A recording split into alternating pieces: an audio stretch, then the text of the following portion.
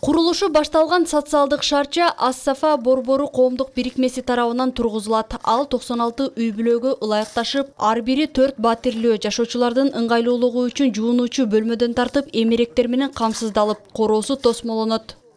Анын ичинде тигүү цехи болот, 100 орундуу ФАП болот, булардын ден соолугуна кам көрүү боюнча. Футбол ойноочу аянтча болот. Анан нан пышыруучу жай.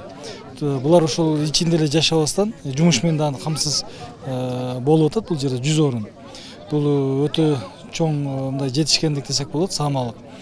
Кудай буйрса сентябрда бүтүрөбүз деген пландарын берди бизге. Курулуш иши башталган аймак Кызыл Туу айыл аймагындагы Орто Сай айылына карайт. Жердин жалпы аянты 2,5 миң гектарды түзөт. Курулушту сентябрь айында бүткөрүү пландалууда. Бүткөрүлүп калса, биринчи эле мына ушул Сузак районундагы социалдык жардамга муктаж үй бүлөлөргө, андан ашса облустагы башка райондордун муктаждарына каралары пландалууда.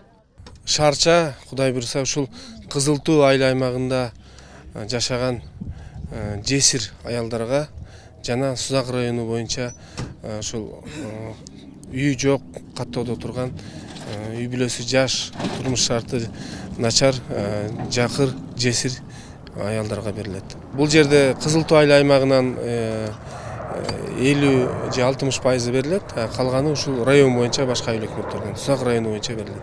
Араптар өздөрү келип текшерип алышат үйлөрдүчү. Аялдардын өздөрүнө барышат. Бизге основной долбоор кандай десем, биринчи очурут күйөөсү каза болгон тууралуу документ керек. Экинчи очурут 16 жашка чейин 2-ден көбүрөөк бала болушу керек.